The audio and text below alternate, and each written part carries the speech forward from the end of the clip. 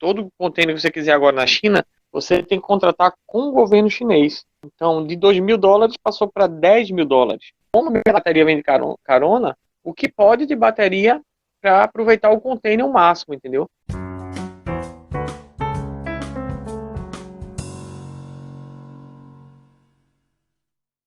Alô pessoal, cá estou eu de novo com vocês em mais um episódio aqui do Repercuta Podcast. Essa produção que eu estou adorando fazer e tem me aproximado de tanta gente e de tanta informação, enfim, estou aprendendo bastante, crescendo junto com vocês aqui nessa comunidade que a gente está formando.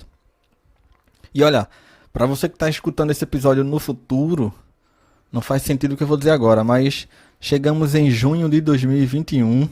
Espero que vocês estejam se cuidando, todo mundo usando máscara, álcool gel, enfim, e se protegendo dessa pandemia para que a gente passe desse momento, esse momento que já dura anos, né?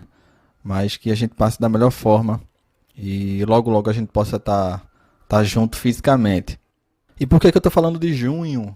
Para quem mora no Nordeste, sabe que é um mês especial, o mês do período junino, e acabou coincidindo de reiniciar essa série de bate-papos, trazendo uma pessoa que curti muito gravar esses episódios. Eu falo episódios porque a conversa foi tão boa que ela vai ser dividida em duas partes, tá bom? Começando aqui no episódio 25, o meu convidado dessa vez é o baterista recifense Silvestre Costa. Ele que tem mais de 30 anos de carreira e tocou em várias bandas, colaborou com vários artistas e tem vasta experiência, tanto em shows, como também em gravações em estúdio. Silvestre começou a carreira ainda aos 10 anos, quando gravou com a banda de pau e corda, e daí não parou mais. Eu vou até elencar alguns, só para a gente ficar sabendo alguns artistas com quem o Silvestre já tocou, ou fez gravação, enfim, colaborou, e teve o trabalho dele vinculado a esses artistas. E deixa eu até pegar um fôlego aqui para citar alguns, vamos lá. Benito de Paula, Jair Rodrigues, Reginaldo Rossi, Tânia Alves, Wilson Simonal, Calbi Peixoto, Luiz Airão, Noite Ilustrada, Sivuca, Renato Arruda, Alcimar Monteiro, Banda GDO, Luiz Fidelis, Frank Aguiar, Elba Ramalho, Dominguinhos, Banda Líbanos, Valdones, Dorival Dantas e as bandas que a gente vai falar bastante aqui também, as bandas ali do forró dos anos 90, como Mastruz com Leite, Mel com Terra, Cavalo de Pau, Caviar com Rapadura, Brucelose, Capim com Mel, Bichinha Arrumada, Magníficos e também a própria banda Calypso. Hoje Silvestre trabalha como produtor musical, educador e também já vem planejando a realização dos seus workshops e também gravações e, claro, se preparando para voltar a fazer os shows. E pessoalmente eu tenho que registrar isso aqui. É muito interessante. Foi, para mim, esse bate-papo com o Silvestre, ele foi, de certa forma, nostálgico para mim, porque quando eu convidei o Silvestre, e também durante o bate-papo, eu fui tendo lembranças da minha época de infância, adolescência, quando essas bandas que eu citei, algumas dessas bandas que eu citei, estouraram aqui em Recife, aqui no Nordeste, aqui no Brasil. Enfim, ficou estourado, né? Porque muita gente ouviu, para onde você ia, você ouvia, e muita gente consumiu esse forró estilizado. Então, para mim, foi até um exercício de me conectar comigo mesmo, assim, eu lembrei de muitas coisas, e é isso, foi muito interessante essa conversa, para mim, muito gratificante. Espero que tu curta, espero que tu fique aqui até o final, e deixa eu adiantar, e nessa primeira parte a gente fala, nessa divisão, eu converso com o Silvestre sobre várias colaborações que ele teve, a rotina no estúdio tocando, a rotina gravando. Tem até os CDs de 20 sucessos que se popularizou bastante. Vários deles, o Silvestre foi quem gravou a bateria. E aí a gente traz experiências ainda na infância, como eu falei, quando ele começou a tocar, a relação dele com seu pai, as primeiras apresentações e também a parte dos desafios. Isso porque Silvestre tocou no popular, mas também passou por conservatório. Ele começou tocando num forró um pouco mais tradicional, mais pé de serra, e passou para o estilizado.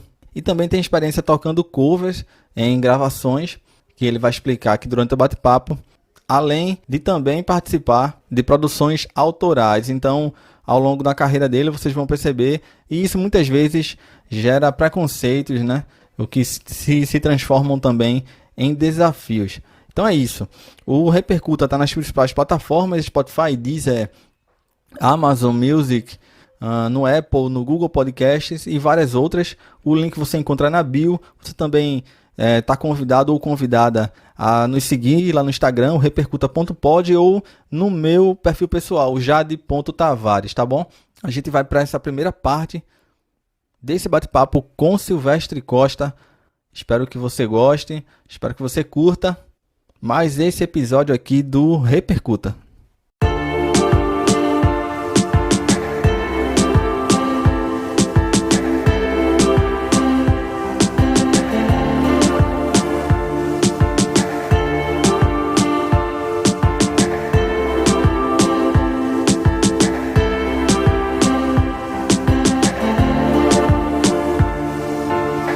Repercuta, podcast sobre bateria, música, arte e comportamento.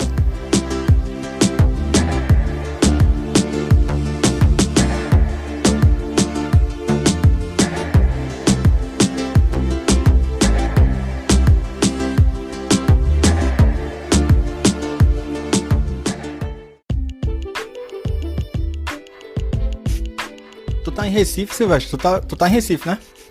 Tô em Recife. Voltei em janeiro do ano passado. Eu gosto de fazer uma imersão na carreira da pessoa, sabe? Então eu vou atrás, eu tento saber de tudo, sabe? Até pra conhecer a pessoa mesmo de perto, não ficar aquela coisa rala de toda a conversa de sempre, sabe? Do pessoal que não se conhece. Aí, mas contigo eu confesso uma coisa. Eu te conheci bastante ali durante as entrevistas que tu faz também, entendeu? Que é quando o Paulo vem pra mim pra falar de João, eu conheço mais Paulo do que João, na verdade. Sim. É verdade, é verdade. É verdade. E assim, é engraçado como são as coisas, né? Eu trabalhei com tanta gente grande e gravei tanta gente grande.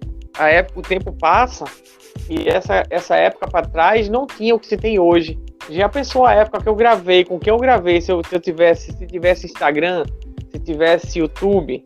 Até eu tive problema esses dias com o Instagram, uns vídeos que eu montava, assim, botava a capa ou botava uma foto minha com alguma música que eu gravei, algum sucesso que eu gravei.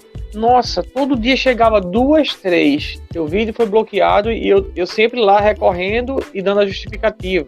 Aí eu peguei e tirei os vídeos todinho, só deixei o do Mastruz, porque ali é a imagem mesmo, eu tô ali tocando, sabe? Nessa parte do Mastruz não mexeram, não falaram nem da Calypso. Mas o que eu postei antes de caviar, aqueles vídeos que eu postei de caviar, de brucelose, abertura da brucelose que eu produzi, CD ao vivo, 2, essas coisas tudinho eles saíram bloqueando. E eu fico pensando também, Silvestre, tu deve ter tanto material que tu nem sabe que tem aí por aí, sabe? Eu acho que se tu garimpar, deve ter tanta coisa que tu nem viu, assim, show não sei onde, sabe, que fulano tem, enfim, nesse mundão danado. Chegou pra mim de 2004 agora do Mastruz em alguma cidade de Sergipe, mas não tá em vídeo, também tá o áudio. Naquela época, 2004, se gravava muito, chegava, você gravava o show, né, tinha muito isso de gravar o show, mas não gravava vídeo, quase não gravava vídeo. É engraçado como são as coisas, né, como o tempo muda, né. Eu pensando, né, nas perguntas, no que eu quero saber e tal. E aí fiquei pensando, porra, Silvestre passou por tanta coisa, assim, que tem muita coisa da história e da música brasileira mesmo. E que tu tava lá, tá ligado? Você viu muita coisa, você escutou muita coisa. E muitas vezes o alvo é só o cantor, é só o dono da banda, enfim, né? Percussionista e baterista tem muito pra falar e pouco tem espaço, eu percebo isso. Historicamente, né? Eu tô adorando produzir o Repercuta, velho. E é isso, velho. Eu só tenho até a agradecer por ter aceitado. E o que é engraçado também, viu? Porque como eu faço essa coisa da imersão que eu te disse, de ouvir o que a pessoa fez, né? As bandas que fez parte. Contigo não deu pra fazer isso não, velho. Porque se eu fosse escutar tudo que tu gravou, eu só ia gravar contigo podcast ano que vem, assim. Só daqui a não sei quantos anos. De tanta coisa que tu gravou. Se eu for pegar tudo que tu gravou... Eu gravo muita gravação mesmo. Minha vida mais foi estúdio, né? E primeiramente eu te agradeço esse trabalho que você está fazendo, como você falou, bateria e percussão é uma coisa agora está sendo um pouco mais visto. Eu acho que desde que Xande começou Riquelme na batera, todo mundo passou a ver bateria de uma forma diferente, interessante. Mas é um instrumento, bateria e percussão, muito esquecido lá atrás de todas as formas. Eu tiro pela Calypso mesmo, se você parar para ver, é totalmente escondido, não aparece. Já parou para perceber isso nos DVDs? Fica meio camuflado, né? Lá no fundo do palco.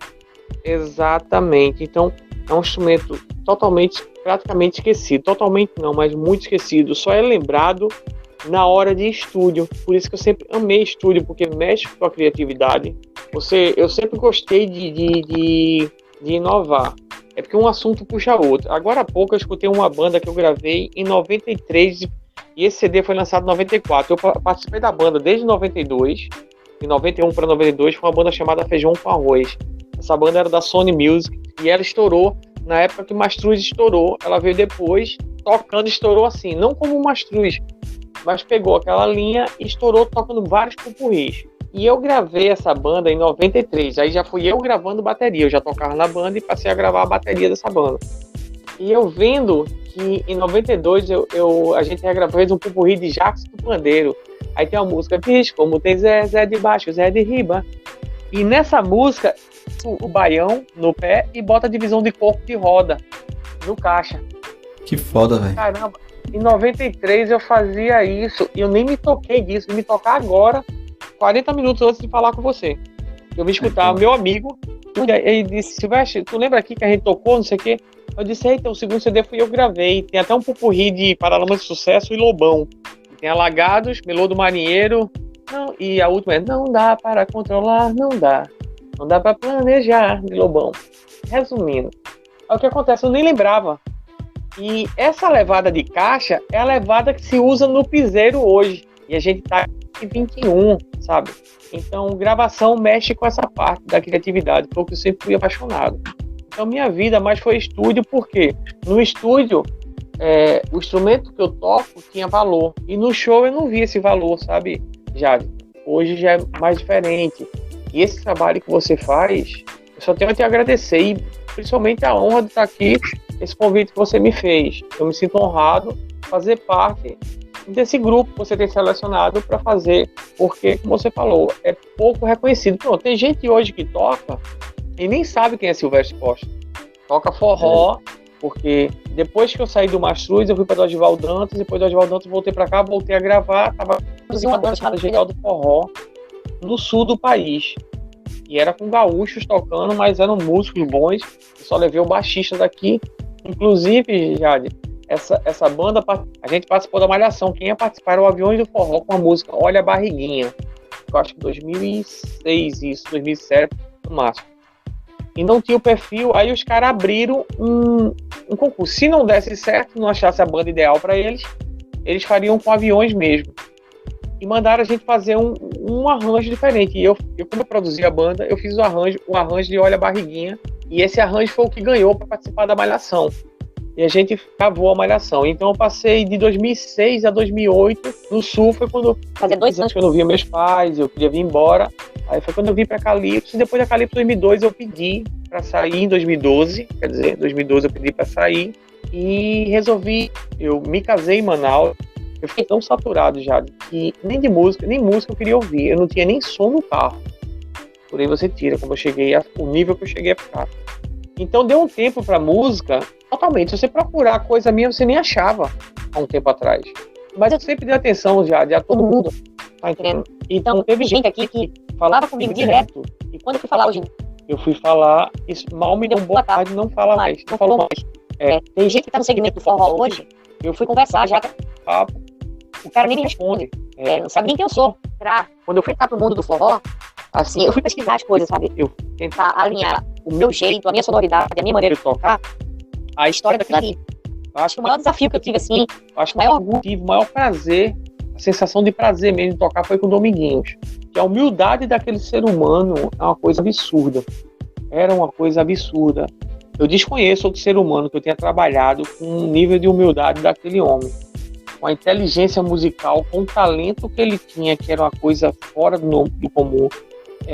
Foi um ano direto na estrada com ele, fazendo lugar de Wellington aqui, porque Dominguinhos, cada região, ele tinha um baterista, ele tinha um músico, ele mudava assim, porque ele gostava de ajudar todo mundo. Então, assim, foi um ano maravilhoso. Foi antes de eu tocar com o Beto Barbosa, de eu tocar com o Mastruz. Eu tenho o maior orgulho disso, sabe? Mas desafio, assim, foi o Mastruz pra mim, porque o Mastruz, eu fui pra uma banda que tinha uma identidade muito forte, rítmica, aquela história das 5 horas, e tocar daquele jeitinho, retinho ali. Antigamente nem preparação tinha. Foi em que ano que você entrou no Mastruz? Pra tocar em 2000, quase 2001. E pra gravar, o primeiro que eu gravei, acho que foi o Mulher. Não sei se foi o Mulher. Ao vivo, é o mesmo solar de sax, não tem nada de ao vivo ali. Tanto é que, como antigamente terminava muito em fade out, a música terminava em fade out, e o que acontecia? Eu ficava, como eu ia fazer em fade out, terminava com refrão. Geralmente a música terminava com refrão. Então, repetir o refrão, por exemplo, 8 vezes, 9 vezes, não tinha conta certa. Eu repeti o refrão até o técnico tirar o metrônomo ali, eu sabia que eu podia parar. Então, entendi. Pode olhar que o primeiro ao vivo do Mastruz tem música que termina assim, papá, papá. Então tem bateria que termina assim, tem música que termina de qualquer jeito, sabe, assim, uma nota no hi-hat, uma nota no ride, brincando, sabe, tudo brincando, os finais.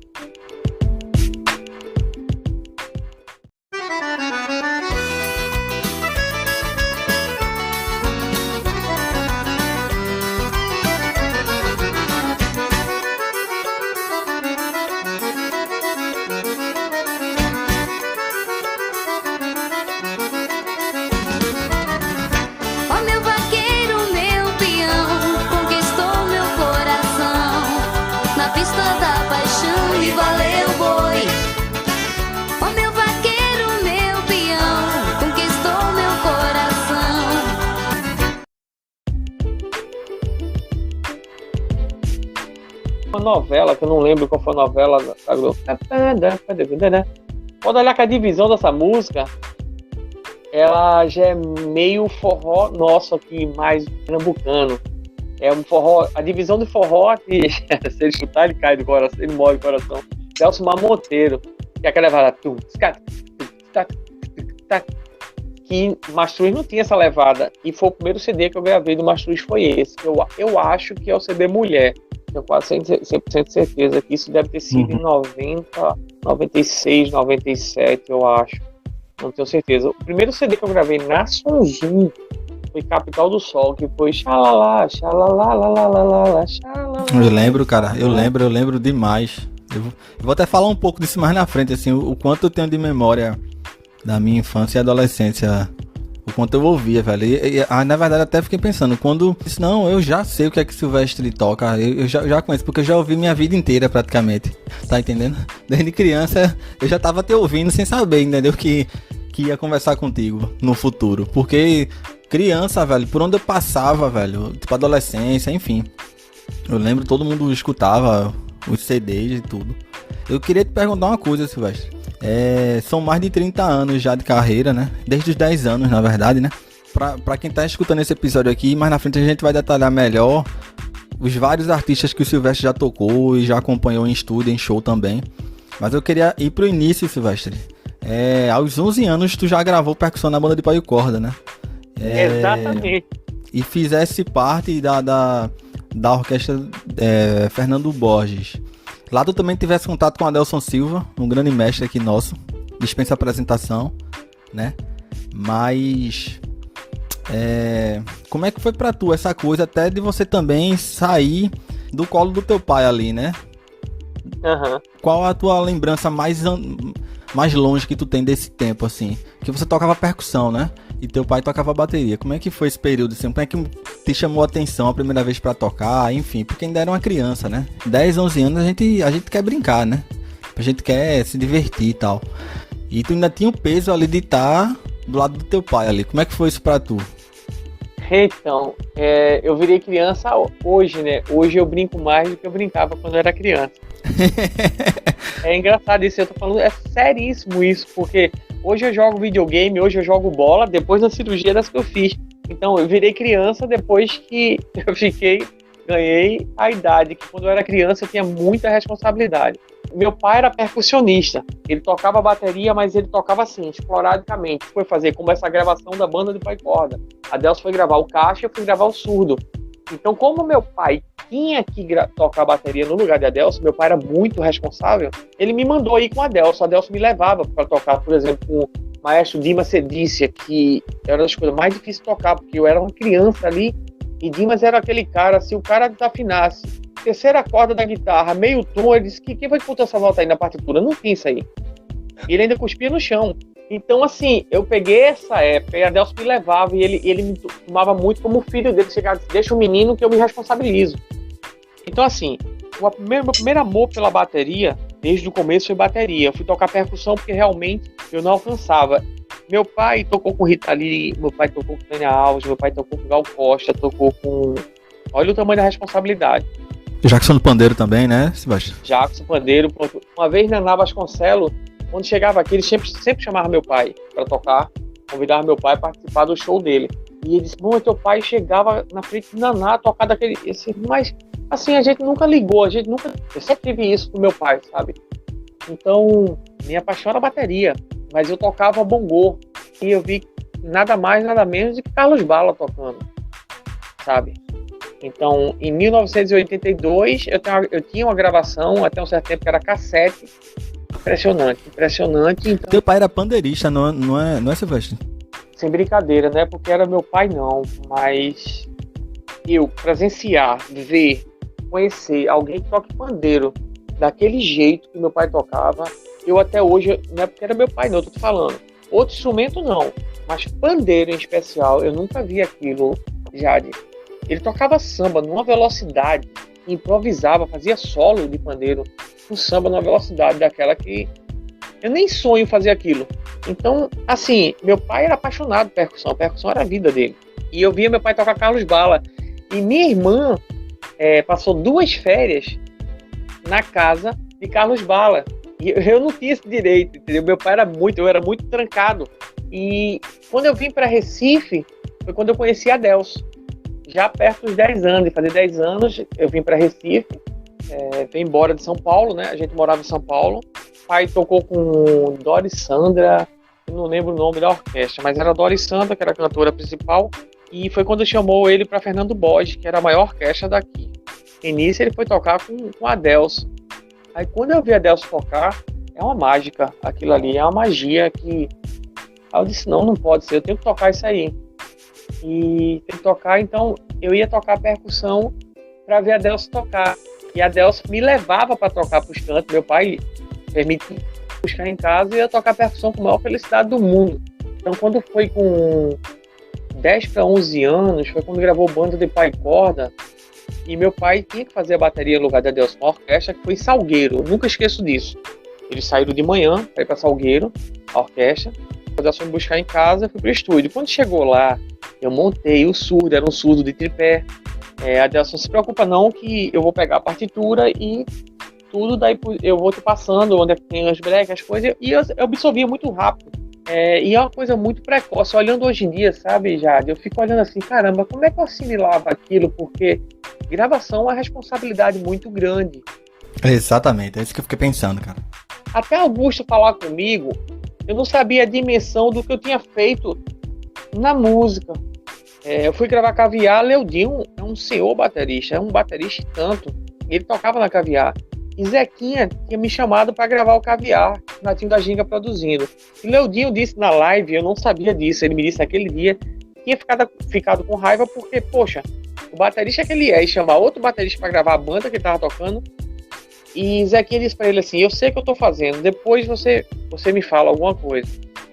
E eu gravei aquele disco Me Namora, que a Duílio canta. Ele disse que quando escutou o CD, caramba, isso foi em 2003, eu acho. Eu gravei Caviar a primeira vez. Ele disse, caramba, como é que esse cara pensa forró dessa forma? Que era totalmente diferente do que se tinha gravado forró estilizado até aquela época. E até deu uma guinada boa o Caviar naquela época. Veio com uma roupagem nova, uma leitura nova. Eu colocava muito essa divisão de caixa que tem hoje, só que o pedal Eu já tinha gravado em 94 e não tinha me tocado. 93 não tinha me tocado. Eu vim me tocar que em 93 eu gravei baião, pedal de baião, com caixa de corpo de roda. Então, minha vida foi muito disso, de fazer fusão de ritmos, deixar um ritmo dentro do outro sem distorcer o estilo. Essa levada de corpo de roda no caixa com o vaneirão, que era o forroneirão, no pedal, sabe? Sim. Então, aí ele disse, quando viu aquilo, disse, caramba, agora eu entendo, porque ele me contando na live, eu acho que tá no meu IGTV, eu perdi a primeira que eu fiz com o Riquelme, que ele conta que eu botei ele pra gravar na Som Zoom no meu lugar, que eu fiquei passando metrônomo com ele, eu passei a noite com ele, assimilando o metrônomo, sabe? Isso aí era muito importante.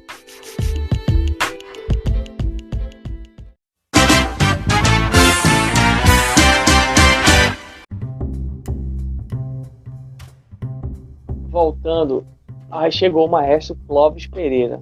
E eu sou muito grato a ele, muito. Ele olhou e disse, ele me viu, já me conhecia, que o pai me levava para todo canto. Meu pai, o sonho dele era ter um filho homem que tocasse. Então você imagina, todo canto que ele tava, eu tava. Tu é filho único não, Sebastião? Não, mas... Tem 2 irmãs, é? Uhum. E tu é o mais novo? Tu é o mais novo dos 3, é? Sou o mais novo, exato. Legal. Veio... Tipo, o último filho deu o que ele queria, né? Não que ele não quisesse as filhas, né? Mas assim, essa coisa de ter um filho homem e tal, e que tocasse, veio.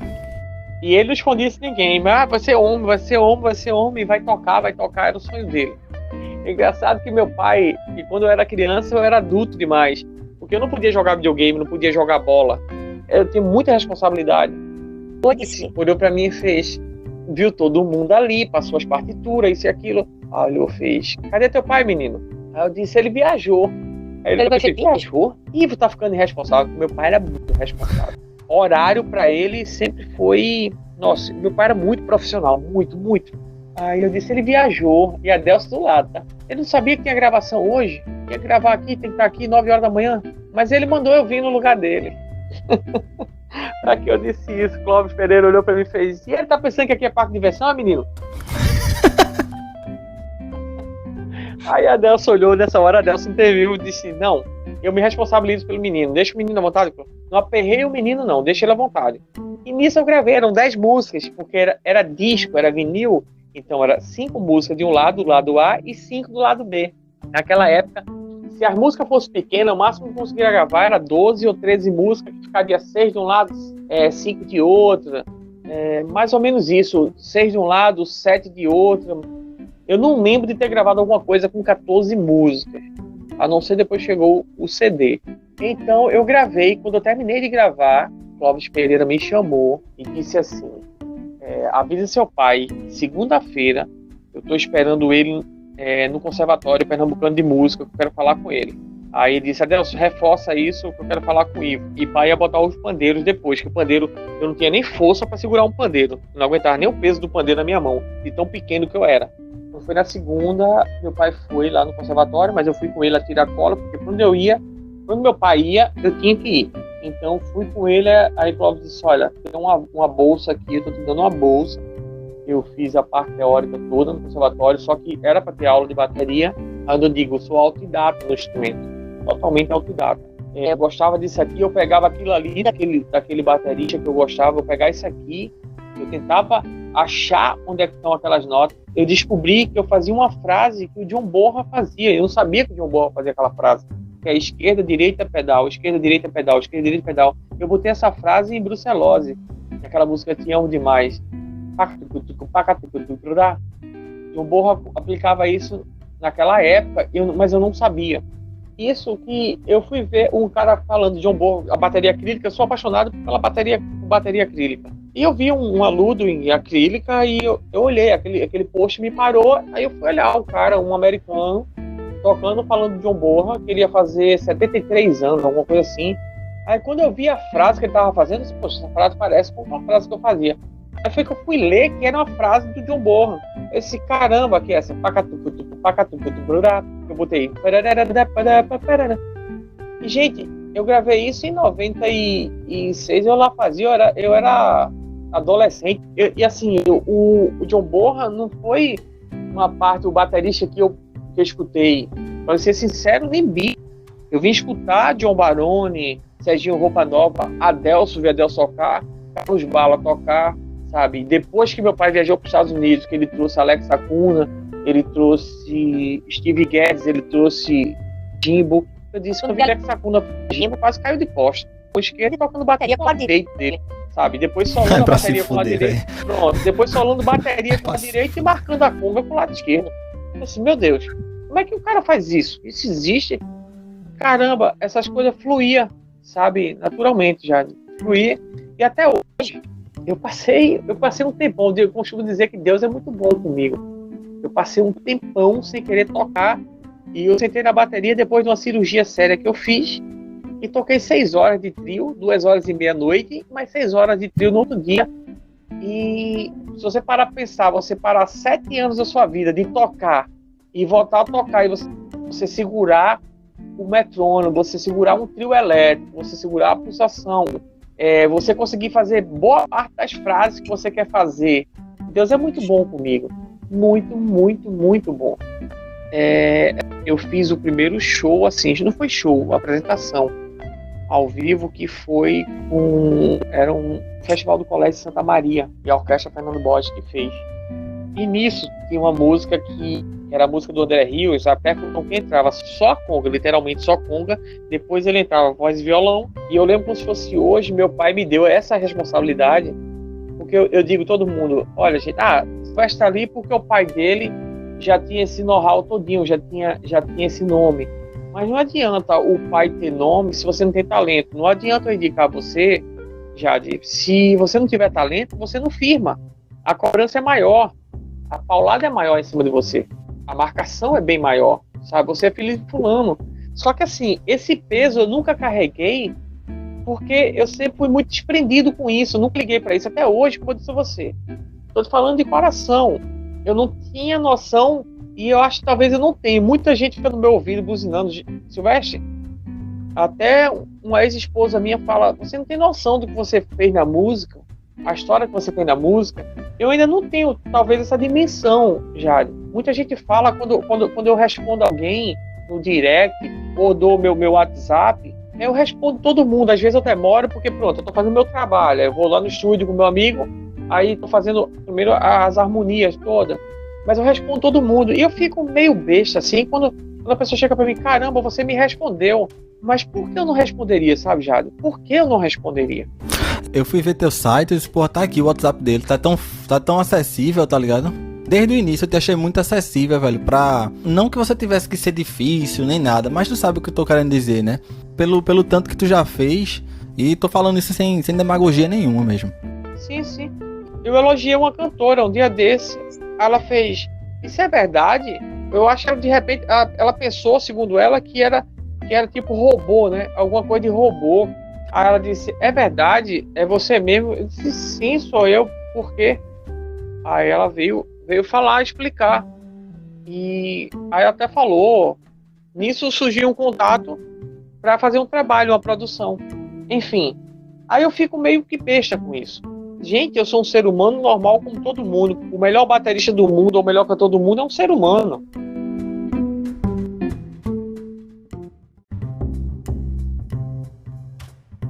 Eu saí da casa do meu pai, quando eu fui para São João, por exemplo, muito novo, eu fui dormir no quarto que tinha acho 14 pessoas. Ele dormia no quarto, Faísca, o Everardo, baixista, que era da banda Aquários, o Edson, que eu levei daqui de Recife, Márcio, Alberto, River, que era do Mastruz. Gente, eram 14 no quarto, que se fosse botar em cama, daria no máximo 3. Você acredita? Sabe? Todo mundo junto, né? Uhum. A São Zoom, Fortaleza. Aí você pergunta, pô, Silvestre, mas tu já gravava, tu tinha teu pai aqui. Pra não fugir do assunto, vamos terminar logo do André Rios. O que aconteceu? André Rios, naquele dia, a gente tocou no Festival Santa Maria, foi no Teatro Guararapes. Eu acho que era 2.400 pessoas. E como era a primeira vez que eu tocava e me apresentava ao vivo, meu pai levou todo mundo. Foi primo, prima, gato, cachorro, papagaio, tudo foi. Resultado. Eu subi no banco para tocar as congas, toquei a música e André Rios ganhou. Quando ele foi chamado como vencedor do festival, ele foi falar, ele disse, eu nunca esqueço essas palavras. E esse momento, porque ele falou assim, eu queria retribuir esses aplausos para uma pessoa, não pela idade, nem pelo tamanho, mas sim pelo talento dessa pessoa. Aí me chamou. Eu nunca tive medo de tocar para um monte de gente, mas quando ele me chamou lá para frente, eu pensei que eu ia ter que falar. Eu ia fazer 11 anos, eu era moleque, e eu comecei a chorar. Quando eu comecei a chorar, fiquei com medo. Meu pai ficou meio que assim. Meu pai era grossão pra você ver. Eu vim beijar meu pai depois que eu tava já adulto, já perto do meu pai falecer. Eu vim dar beijo na cabeça do meu pai. Não podia dar beijo na cabeça do meu pai, sabe? A intenção dele era desse jeito. Então, a Delso desceu na bateria, me botou no braço e me levou lá na frente. Eu nunca esqueço esse momento. E quando terminou isso tudo, a dona do Colégio Santa Maria escutou quando o pai disse a Fernando Borges: a gente tá indo embora, ia ter o jantar ainda. E tinha um restaurante caríssimo ali no Teatro Guararapes, ali no Centro de Convenções. Meu pai explicou que, como foi a primeira vez que eu toquei para público assim, ele trouxe, aí ele falou um monte de gente. Aí a dona disse assim: olha, pode ter um caminhão de gente, vai jantar todo mundo, pode trazer todo mundo, e essa criança está do meu lado, que vai ter uma bolsa para ele. A bolsa vai Santa Maria.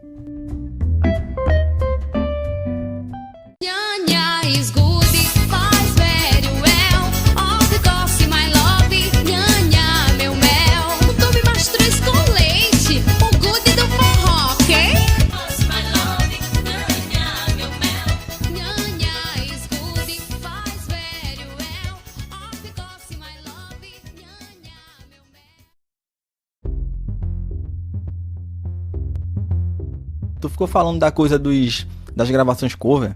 Eu fiquei pensando aqui. Isso deve ter te ajudado muito em ter uma musicalidade apurada, no sentido de ser muito exato e ser detalhista nas gravações ali, já que tem que ser tudo certinho. Como você falou, o splash certinho ali e tal. Eu queria te perguntar duas coisas. Tua passagem no conservatório ajudou nesse sentido, tá entendendo? E como é que a passagem no conservatório te ajudou nas bandas que tu tocou, sabe? Depois, no forró, principalmente. Vou só concluir a parte do cover, eu vou falar do conservatório. Como eu gravava muito cover, mas como eu disse, eu não queria aquilo. Se eu estar esnobando, não. Eu tinha um sonho de gravar, e o que eu gravar, ser tocado, sabe? É muito gratificante tu pegar uma música, voz e violão, Jade, e tu botou bateria ali. Por exemplo, eu gravava Maraial, com Christian Lima, fazendo Calcinha Preta, gravar, poxa, aí perguntar, Silvestre, que levado, como é que a gente vai botar isso aqui? Eu acho que esse andamento tá bom, porque o andamento da calcinha é esse aqui. Mas será que tá bom com essa música? De repente, dá pra colocar esse caixa aqui, dá pra mudar isso aqui, sabe? Então os caras te perguntar que ritmo botar, como Te Amo Demais, da Brucelose, por exemplo. Como essa do Mastruz com Leite, em Ice Good. Como pegar, por exemplo, quando eu falei do desafio do Mastruz, você pegar uma banda com a identidade feita o Mastruz, e você conseguir botar a sua identidade ali dentro, acoplar a identidade da banda, sem distorcer a banda. Então eu peguei uma música que era ícone do forró, como Meu Vaqueiro, Meu Peão, e eu botei minha identidade ali dentro. Eu pego a levada dela principal, mas, por exemplo, eu faço a zabumba, não tinha zabumba, eu faço com pedal, aro e pedal, eu faço como se fosse uma zabumba, na parte que fica a sanfoninha da introdução. Por exemplo, eu botei algumas coisas, tipo preparações com terminações tipo Roupa Nova, sabe? Um pedal meio que ralentando. Então, assim, você pegar uma música que... Essa música é isso aqui. Essa música foi um ícone. Eu acho que o carro-chefe do forró estilizado, do forró das antigas, como chama hoje, que foi Meu Vaqueiro, Meu Peão. Isso é gratificante. Então, meu sonho era esse. Criar, sabe? E não copiar. Foi a partir daí que eu aceitei a proposta da Som Zoom. E você vai ver a discrepância que era o que eu ganhava aqui para o que eu fui ganhar. Por isso que eu digo ao pessoal que é muito preocupado hoje em ser endócio de uma marca, querer ser endócio. Gente, tu ser endócio não quer dizer que tu é melhor, não. Vai ser melhor, não. Tem gente aí que não tocou com ninguém grande, mas é endócio de alguma marca, porque ele agrega alguma coisa para a marca. O meu currículo não interessa para várias marcas. E aí? O que é que aquela marca quer dentro do segmento que eu tenho uma história, sabe? Tem muito disso. Tem gente aí que não tem um currículo tipo, Silvestre gravou. Se eu disser assim, a lista do que eu gravei, como Benito de Paula, os 20 sucessos, Benito de Paula, Jair Rodrigues, Calvo Peixoto, Reinaldo Rossi, Noite Ilustrada, Luiz Arão, Will Simonal. Calvo Peixoto eu gravei 3 vezes, sabe? Os 20 sucessos, eu gravei 2 músicas com Alba Ramalho, eu gravei com Dominguinhos, gravei o Melhor do Forró, no Melhor Sons do Mundo, tem Alba Ramalho, Dominguinhos, Sivuca, se eu for pegar tudo que eu gravei, o currículo Silvestre tem gente aí que simplesmente é professor. Simplesmente que eu falo, não é... Não, ser professor para mim é mágico. Queria eu ter o dom de passar. Mas não tem um currículo de tocar com 1000 artistas, mas é professor, só aqui professor, e funciona para a marca quer aquilo, tá entendendo? Tem muita gente pensando que endossamento vai tornar você um baterista melhor, ou você é melhor do que os outros. Gente, música não é competição, já começa por aí. Diga a todo mundo, se música fosse competição, tava nas... Verdade. Até a gente já conversou em off, em outras oportunidades. Eu lembro que a gente falou da questão da responsabilidade de ser endorser, na verdade, né? E você ajudar também a desenvolver aquela marca, né? Tu que tem muitas parcerias, a gente vai falar mais na frente. Tu pode detalhar muito melhor isso do que eu. Mas eu sinto também que o pessoal meio que trata como se fosse uma blogueirice, assim. O pessoal quer ser meio blogueiro da coisa. Assim, fica meio hipnotizado ali pela coisa material mesmo, de ter as coisas materialmente falando, como se isso fosse te dar autoridade na coisa, né? Necessariamente. Se a gente parar para pensar, o que a internet traz hoje, de informação, você é o que você quiser ser. Técnica, a gente pode adquirir. Hoje tem gente tocando rápido, absurdo. Tem gente fazendo 1000 coisas, certo? Tem gente tocando demais. Mas quantos se destacam? Vamos chamar assim, são diferenciados. Tem cara que olha pra mim e faz, poxa, esse cara tocou no Mastruz com Leite, acha Mastruz com Leite ou nada, certo? Eu sou um cara que toca, eu toco isso, eu toco MPB, aí eu paro e penso, meu amigo, música popular brasileira. Eu toquei com Dominguinhos, eu toquei com Mastruz com Leite, será que é música popular russa? Exatamente. Música popular australiana? Sabe? Tá entendendo? Então eu fico olhando, mas o cara, tem cara que é endosse, certo? É nordestino que nem eu, e tá no grupo dos endossamentos ali, no grupo da marca, e ele não fala comigo. Não fala porque me odeia, nem me conhece. Me odeia porque ele se diz um cara que estudou no conservatório, um cara preparado, que foi ali em São Paulo, não sei o que, foi não sei onde, fez um curso com Kiko Freitas, fez não sei quem. Ele é um cara altamente preparado, e eu sou um cara simplesmente que toquei com Mastruz com Leite, que toquei com Calypso. E ele é um cara que toca MPB. Isso aí aprendi com ele falando, né? Porque gravaram uma vez um áudio dele, mandaram pra mim, gente, não precisa mandar pra mim essas coisas não. Isso tem demais, isso eu convivo com isso desde que eu era dos meus 11 anos de idade. Então eu não ligo pra isso. Eu me importaria se fosse eu falando dele isso, entendeu? Se fosse eu falando que ele é simplesmente, no dia que eu me sentir, eu sou isso, eu precisar de usar Jade, no dia que eu precisar de usar Silvestre, eu não sei nem dizer isso, me corta as palavras, eu não sei nem como falar isso. Mas no dia que eu precisar de usar, que eu sou isso, e você, cadê? Você é o quê? No dia que eu precisar de usar disso, pra você ver, imagine no dia a dia, é que não tem, então me importaria se fosse eu tentando causar o mal dele. Ele tá numa marca, o que a marca viu, que deixou de ver, porque quis, sabe? Não interessa pra mim, é um nicho que a marca interessa pra marca. Ele se acha, sei lá. Aquela velha conversa que eu vi muito isso lá até na universidade, a coisa da alta cultura e baixa cultura, sabe? Até hoje é isso, sabe? Até hoje tem essa conversa. Isso, alta cultura e baixa cultura. Pronto, você falou agora. Não, porque eu sou muito rebuscado, eu sou muito... tô por cima essa coisa assim. Poxa, eu me inspirei em Adelso, certo? Eu vi Adelso tocar, mas Adelso é Adelso. Adelso é o maior rufo que eu já vi na minha vida. Eu já vi milhares de bateristas tocar, mas eu desconheço um rufo. Assim, eu senti ali do meu lado, sabe? Uma perfeição daquela. Mas é Adelso. Eu não sou Adelso. Um dia desse o cara veio, um batera chegou pra mim e disse, Silvestre, como é que teu rufo é tão perfeito? Eu disse, eu não posso nem chamar de rufo, porque aquilo é toque simples. Eu sempre estudei muito toque simples. Aí o cara faz, tu sabe os 40 rudimentos? Sei nada, não sei nem por onde vai os 40 rudimentos. Imagina os híbridos, aí é que eu não sei mesmo. O rudimento que eu mais usei na minha vida, embaixo dele, foi o primeiro, o segundo e o terceiro. O single, double e o triplo. Minha cestina, tecina, foi tudo dentro do triplo e por aí vai. Você falar isso me lembrou uma coisa, me lembrou uma entrevista de Nana Vasconcelos que eu vi uma vez, ele falando do berimbau, aí ele dizendo assim, tem muitos instrumentos de percussão que eu nem toco, mas há uma coisa no berimbau que só eu faço no mundo. Então por isso ele se tornou quem foi, tá entendendo? Dentre tantas outras coisas, entendeu? Isso eu vi isso, isso ficou na minha cabeça, eu disse, porra, é isso, tá ligado?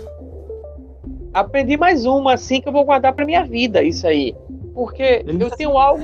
Ele falou, olha, no berimbau só eu faço isso aqui, só eu faço. E você falando essa coisa do toque simples, dos rudimentos, você pode, de repente, tem coisas que só você fez no forró. Essas misturas que você faz, que você fez ao longo da carreira. Não importa se você fez os 40 rudimentos híbridos e de cabeça pra baixo ou não. Mas há coisas que só você fez daquele jeito, tá entendendo?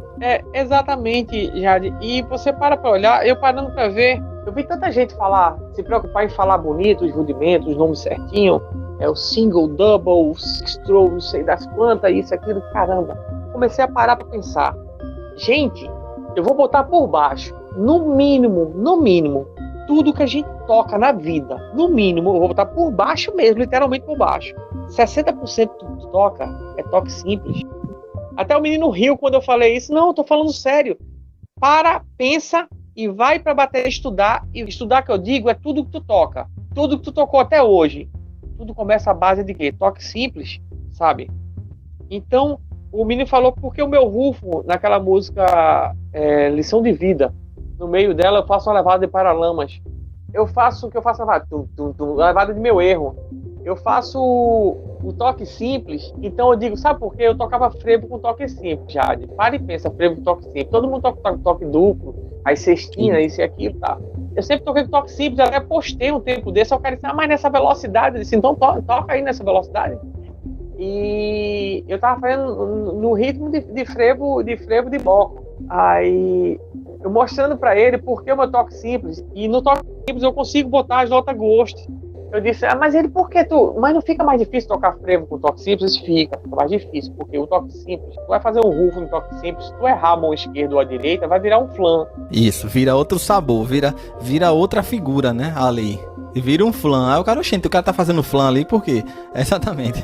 Então, o double, ou o triplo, como queiram chamar, a hora que você erra a mão esquerda, a tua direita conserta. A hora que você erra a direita, a tua esquerda conserta.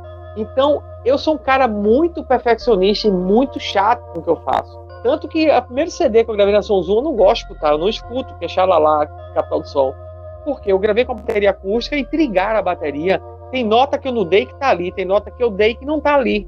Pra você ver como eu sou chato comigo mesmo nessa questão musical.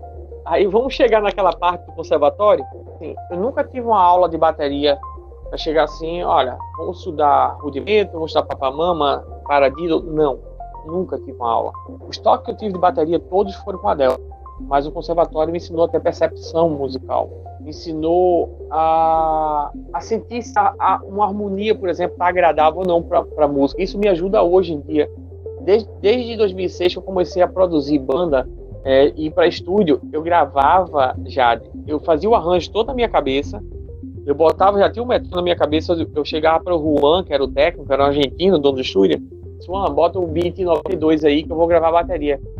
Disse, mas Silvestre, vai gravar a bateria? Sim, vou gravar. Deixa eu fazer uma contagem aí, bota um canal para fazer a contagem. Aí eu fazia a contagem no canal, eu gravava a bateria e clique. E daí eu vinha guiando o resto do instrumento.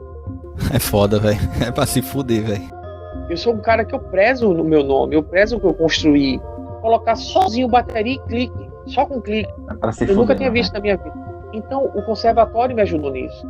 Ele tirou de dentro de mim essa parte da percepção, de perceber uma música, voz e violão ali, e ver o que é que vai dar ali. Isso aí também, o dia a dia com o Marquinho Maraial, com o Christian Lima. Engraçado, eu botei Christian para gravar.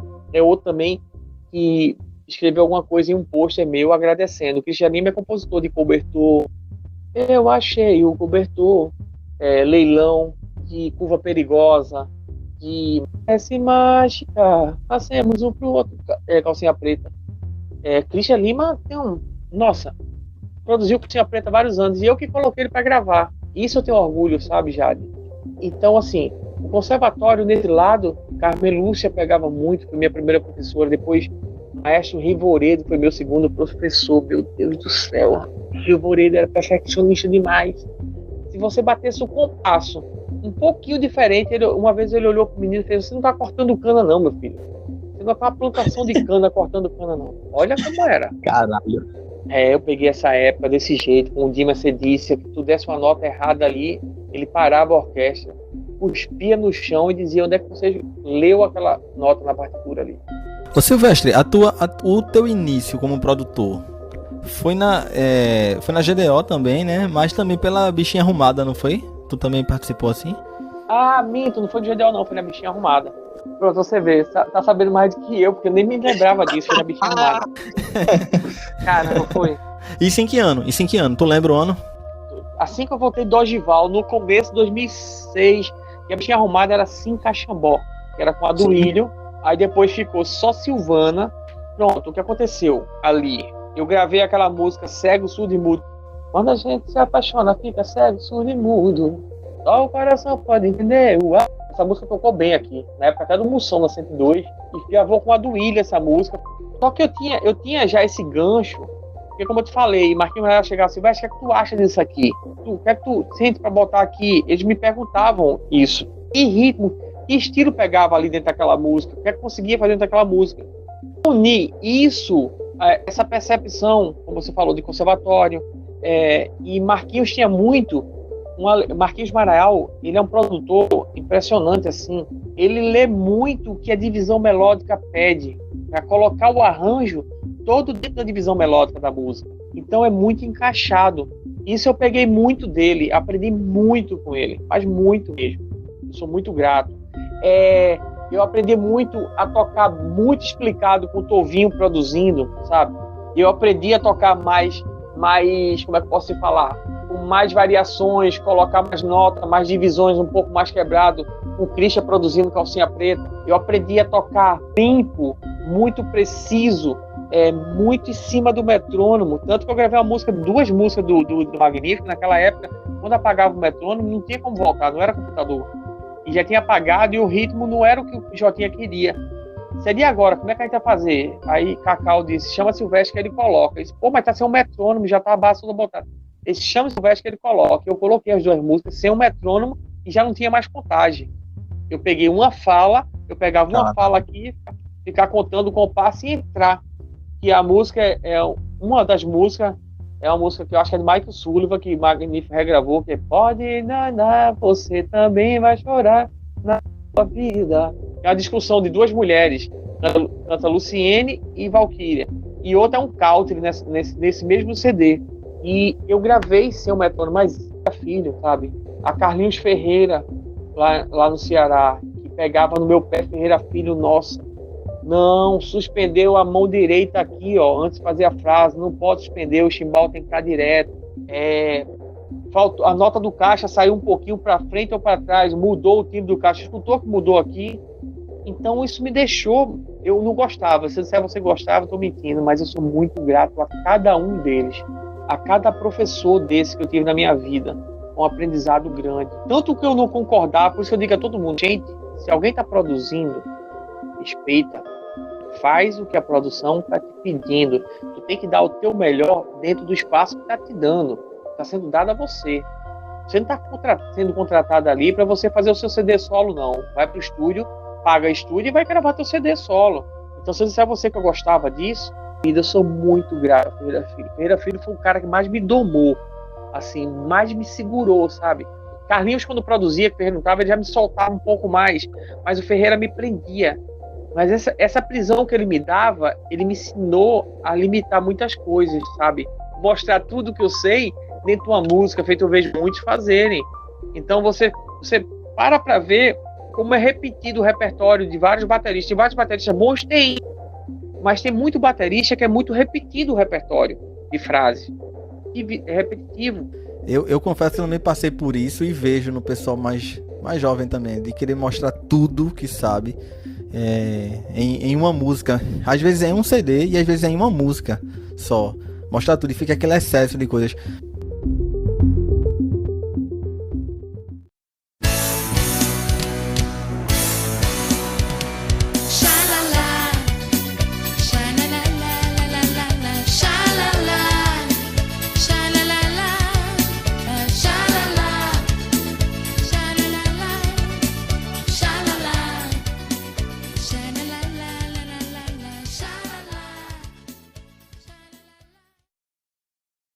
Repercuta!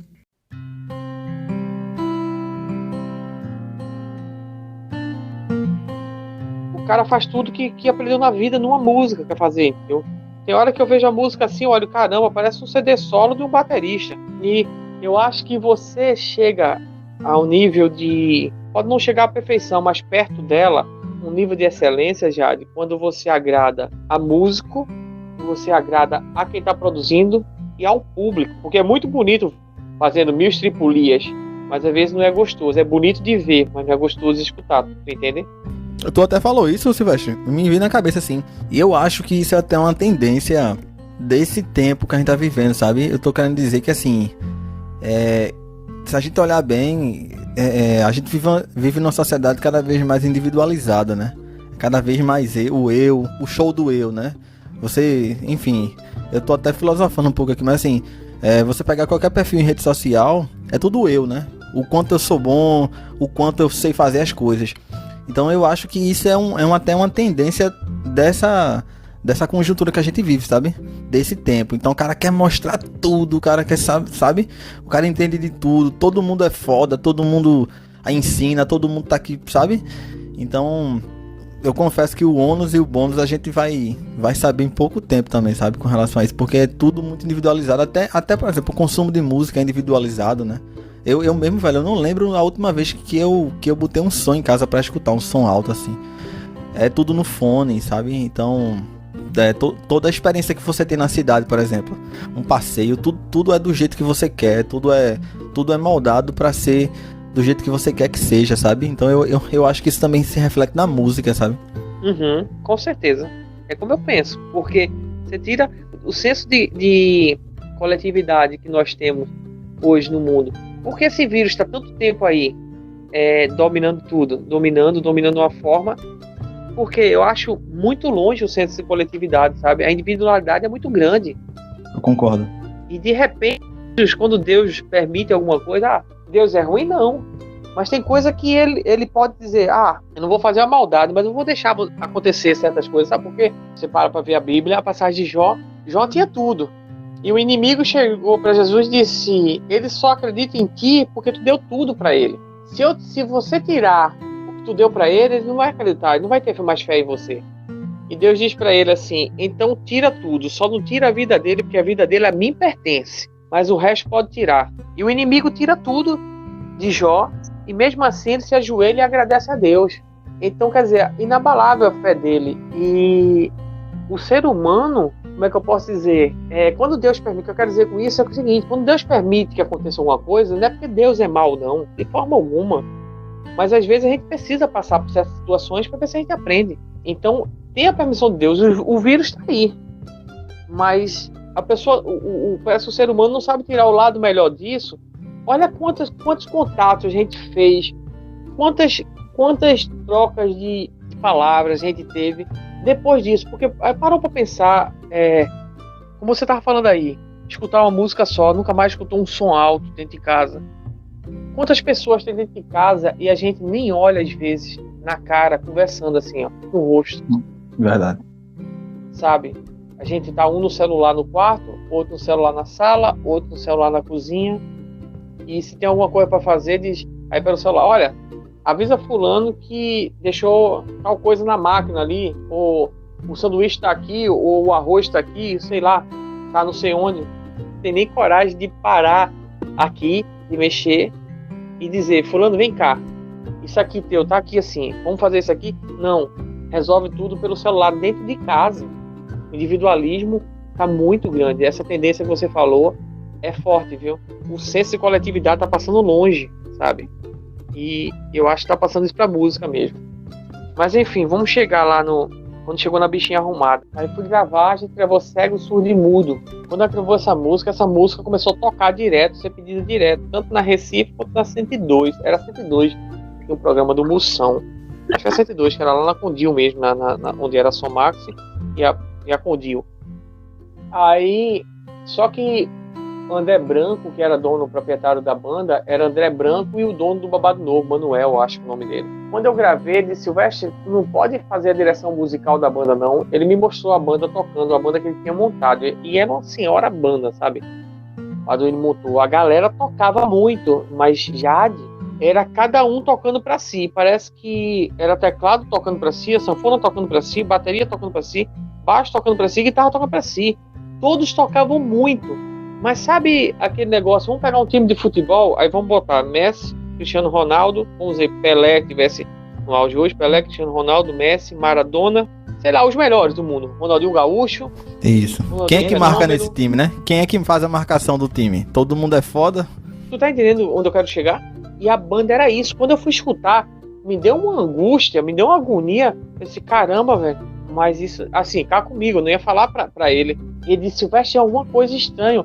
Olha essa música que tá tocando na rádio e olha isso aqui tocando. Mas eu entendi o que ele queria falar, sabe? Os caras mudaram a harmonia da música, sabe? A harmonia, caramba, era dissonância demais. Era um tocando pra um lado, como eu tô falando. Era como se estivesse tocando pra um leigo.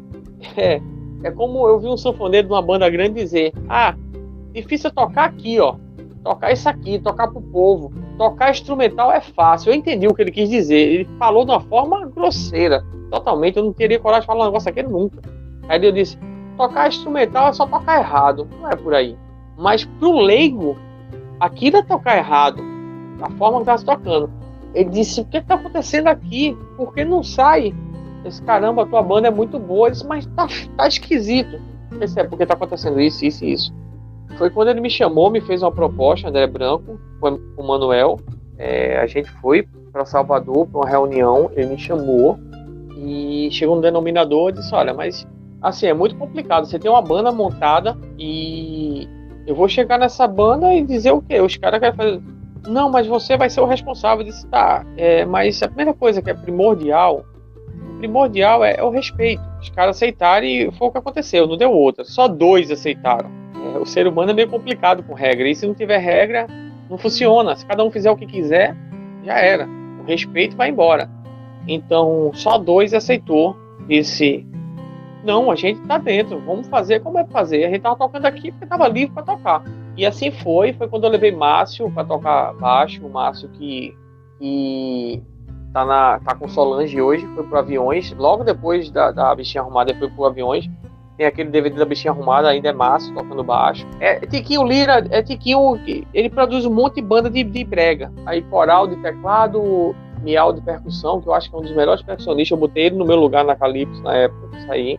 Assim, foi muito fácil lidar, porque quando eu cheguei na banda, todo arranjo, passagem que acontecia naquela época, tava a onda de metais no forró, por causa dos aviões de forró. Pô, a gente quer tocar esse forró, mas não quer tocar do mesmo jeito o aviões, porque para ser cover não adianta. Foi tudo que eu criava em cima de solo de guitarra, às vezes algumas coisas de baixo, muita coisa de teclado, sanfona com teclado, sanfona com guitarra, guitarra com baixo. Tem uma música que era nova na época, Vamos Vender o Peixe, que Júnior fala, e tem um negócio de baixo com guitarra. E não perde a dinâmica, porque quando o baixo ele improvisava, o teclado fazia o baixo, pelo menos a marcação do baixo.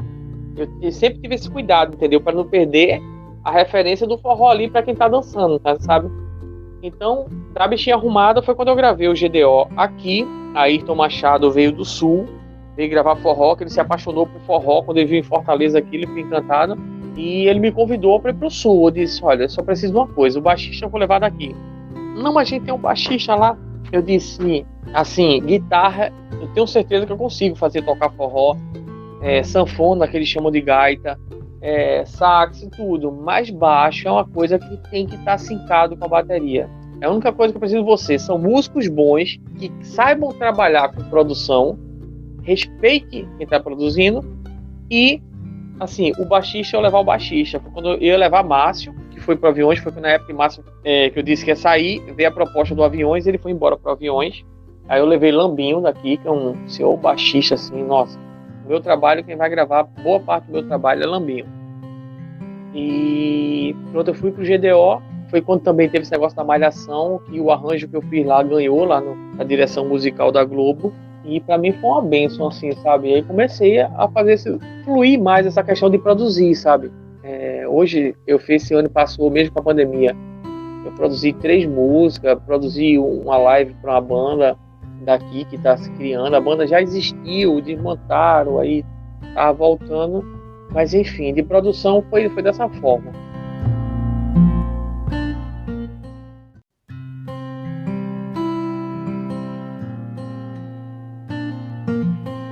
Eu pensando aqui o que eu ia trazer, tentar tirar de você, né, nesse bate-papo, eu percebi desafios, assim, ao longo da tua carreira, alguns dos quais eu vou falar mais na frente.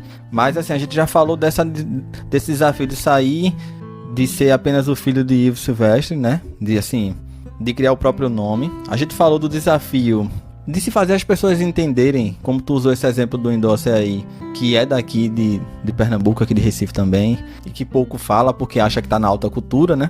Um próximo desafio que eu percebo em tu, que eu queria saber de você, que tu deve ter enfrentado, é porque tu começou tocando num forró mais tradicional, né? Tu já falou algumas coisas aí. Como é que foi pra tu, assim, tu passar do forró mais raiz pra tocar nas bandas estilizadas? Assim, sofreu muito preconceito, muita gente contestou. Eu acho que é outro desafio pra tu também, né? Mesmo tu já tendo produzido, enfim, ter feito um monte de coisa, ter ido pro sul pra ensinar gaúcho como toca forró, de certa forma, tá entendendo?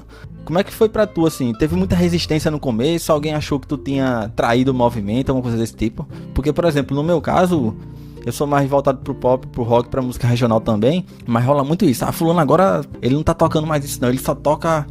Ele se vendeu, esse tipo de coisa. Tu passou por isso também, porque são estilos que aparecem ao longo do tempo, né? Sim. E são ramificações dentro do mesmo gênero, né?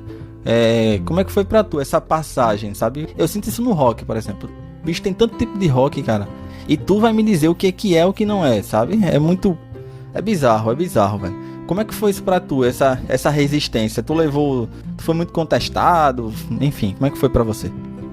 Engraçado, isso que você falou é importantíssimo. Eu sofri mais preconceito quando eu passei a tocar forró estilizado. O forró estilizado me acolheu.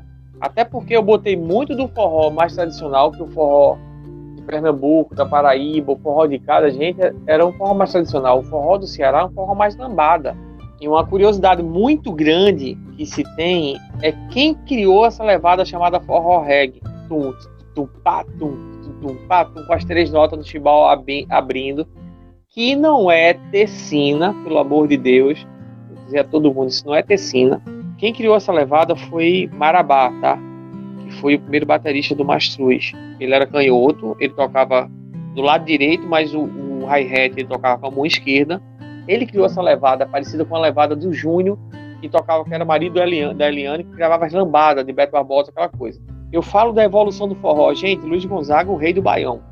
E ele colocou bateria antes do Mastruz com Leite. Todo mundo dizia, o Mastruz foi que colocou bateria no forró, colocou guitarra. Não, gente. O Mastruz começou em 91.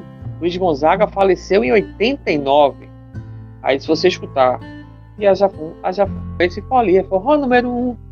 Luiz Gonzaga. Zé Matuto foi à praia só pra ver como é que é. Certo? Luiz Gonzaga. Isso tudo tem bateria, tem guitarra, tem baixo. Então, quer dizer, o rei do Baião colocava bateria, baixo e guitarra. Por isso que eu não critico o forró que está hoje. Gente, são ramificações diferentes dentro do mesmo estilo, dentro do mesmo segmento. Então, se o forró está tocando hoje, de Luiz Gonzaga para cá, o forró nunca caiu, sabe? Tem o que achar ruim. Mas, enfim, o que eu sofri? Quando eu fui para Fortaleza, eu sofri muito com as pessoas com a cabeça pequena. Não os que eu trabalhava diretamente mesmo, como Marcos Faria, filho da Marinês, com a Marinês na Sonzum. Quando eu fui para Sonzum, que me chamaram, aí não tá aquela discrepância. Lembra que eu falei na frente, quando eu disse, eu vou sair de Recife, eu ganhava R$70 por música aqui, a R$100 por música gravada. Eu fui ganhar R$10 por música na Sonzum. Eu ganhava R$10 por música. E eu ganhava 400, 500, R$300, era orquestra. Mas show eu ganhava 400 a R$500. Eu fui ganhar R$100, Jade, por semana. Se eu tocar sexta, sábado, domingo, eu tinha que tocar sexta, sábado, domingo para ganhar R$100. Se eu não tocasse, também ganhava R$100. Mas eu podia tocar 10 vezes no sábado, 10 na sexta e 10 no domingo, não interessava. Era R$100. E muita gente olhava assim e dizia, vem de Recife, tá passando fome em Recife? Vê como é a cabeça do ser humano. Tá passando fome em Recife, ainda vem tirar o emprego dos outros aqui. Eu disse, caramba, acha alguém qualificado e vai fazer, não tem problema. Mas quando eu aceitei a proposta de ir para Sonzum, eu fui pro Balaio de Gatos. Alberto me chamou, levou o Faísca lá na minha casa, eu tava com a bateria montada, comecei a tocar, o Faísca ficou doido quando me viu tocar. Não, mas vai tocar com a gente, não sei o que. Aí, caramba, quando eu soube quanto é que eles ganhavam, eu disse, caramba, velho, mas é pouquíssimo. Mas aí Alberto me disse uma palavra-chave, Alberto River, Silvestre, lá, tenho certeza que tu vai logo pro estúdio ficar gravando. Eu disse, caramba, mas essas bandas são as bandas do momento. Se eu for pro estúdio, eu vou realizar meu sonho, que é tocar, e vão tocar o que eu vou tocar, vão copiar o que eu tô tocando. Exatamente, você vai estar compondo, né? Você vai compor e o cara vai reproduzir o que você compôs. Isso é foda. Exatamente, mas era o meu sonho. Aí aquela luz acendeu. Ele disse, e aí, tu topa? Eu disse, caramba, Alberto, quando aparecer tu me avisa. Jade, eu acho que não deu nem um mês. Depois Alberto disse, olha, ligou pra mim, disse, tem uma oportunidade aqui. E eu tava na Feijão com Arroz, nessa banda que eu te falei. Aí ele disse, o que é? Eu disse, olha, tem uma banda, não é grande não, tá começando faz pouco tempo. O Emanuel montou pro Neto, que era do Mastruz. O Neto saiu do Mastruz e o Emanuel montou o Balaio de Gatos. Tu topa aí, tá precisando de um baterista. Ele disse, caramba, e como é a paga? É aquela? Eu disse, mas eu tenho certeza que tu vai logo pro estúdio. Foi de uma boca do anjo, Jade. Quando eu cheguei na Som Zoom, eu lembro como se fosse hoje, uma quarta-feira à noite. Eu fui de Transbrasil. Nem é propaganda, porque a Transbrasil nem existe mais, né? Eu não sei nem se tu pegou o Transbrasil, mas... Peguei não. Foi Transbrasil. Eu fui de Transbrasil para Fortaleza. Aí foi quando o Faísca foi me buscar no aeroporto, o Faísca e Alberto. Na quarta-feira à noite, numa quarta noite, nunca esqueço disso. Quando Alberto e Faísca foi me buscar, o Faísca ficou doido quando soube que eu ia pra Som Zoom. Porque ele já tinha na cabeça que eu ia gravar. E ele quem gravava os baixos, né? Aí ele fez assim... Quando ele foi me buscar no aeroporto, era até o aeroporto antigo de Fortaleza. Aí ele fez, eita, Silvestre, neguinho famoso, do aeroporto pros quartos. Eles ficavam nesse negócio dos quartos, eu não sabia o porquê. Rapaz, quando eu vi os quartos, eram 3 quartos que tinham. Já, ele disse aí, eles tinham uma rede, eles não me avisaram que era de rede, eu nunca tinha dormido em rede na minha vida, nem para me balançar. E quando eu cheguei, disse, olha, a gente vai prestar uma rede, era até aquela rede, parece negócio de paraquedas. Rapaz, a minha ficava lá em cima, quase naquele teto. Disse, meu Deus do céu, se isso aqui despencar, eu já não sei dormir nisso aqui. Tinha que botar a cadeira para subir, tinha que se pendurar na rede. É uma estripulia tão grande que eu disse, eu hoje olho assim, caramba, o que é que eu enfrentei para chegar, conseguir o que eu almejava conseguir. E o pessoal pensa que é tão fácil, acha que ser endorser hoje vai estar numa marca e essa marca vai te levar. Não, tu vai ter que dar muito mais. Você ser endorser, gente, a marca vai tirar muito mais de você do que você vai tirar da marca. Bota na sua cabeça. Se eu recebo da Spank 20 pares de baqueta por mês, eu tenho que vender no mínimo por baixo 200 pares por mês. É por aí a conta. Então é assim que funciona. Você tem que dar mais do que... Se eu recebo uma bateria da Noah, ou do Linard, da bateria acrílica, ou da AP, da bateria que é em steel, é em metal, tá, Jade? Essa bateria. É assim, meu contrato, como eu sou um cara que sempre procurei o som, meu pai dizia, procura o som, que ele não procura ninguém. Então, o que acontece? Eu sempre disse, isso é muito claro com o seu Silvio, eu sempre quis marcar, quando eu estava na ADA, eu tinha direito a ter um contrato com a bateria acrílica, que na época era Brucat. Hoje eu tenho com o Linard, eu tenho um contrato com o Linard, não só de tocar com a bateria, eu tenho um contrato moral, como eu tenho com o Silvio Tonelli, da Noah. Sou muito grato ao Silvio Tonelli, porque o respeito, a atenção, sabe? Eu tenho a bateria, vai vir uma bateria para mim na medida que eu quero, tudo do jeito que eu quero, sabe? E eu tenho liberdade de ter a bateria acrílica e ter uma bateria de metal. São coisas diferentes e eu tenho esse espaço com a Noah, eu tenho esse espaço com o Silvio, eu sou muito grato a isso a ele. Porque se fosse outra marca, uma marca que tivesse mais nome, eu não ia ter esse espaço. Então, para mim, eu não faço nem questão de estar com uma marca dessa, sabe? Isso é de coração. E contanto que meu sonho é ter o instrumento do jeito que eu quero, respondendo o que eu quero, eu sentando nele e ele tá montado do jeito que eu sonhei. Então, eu não sonho em ter uma marca. Eu não tenho isso comigo de marca, sempre tive no começo. E quando minha primeira tama que eu tive foi de Adelson, primeiro de ser uma tama que eu dei Police e John Baroni, e ser de Adelson, eu tive a minha primeira tama. Quando ela rasgou o nome tama, quase que eu tinha um negócio, um troço. Como é que eu vou conseguir naquela época conseguir uma pele tama? Não tinha. É foda. Eu mandei pintar o nome tama,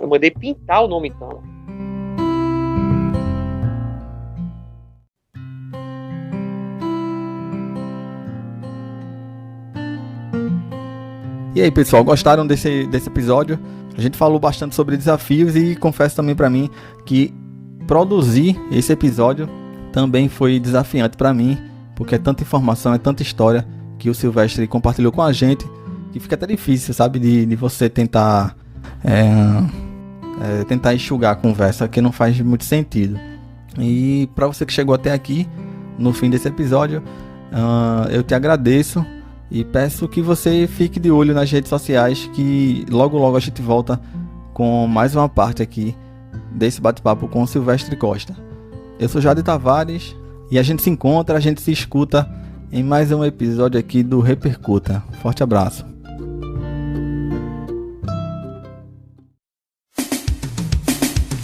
Ai, amor, eu morro de ciúme.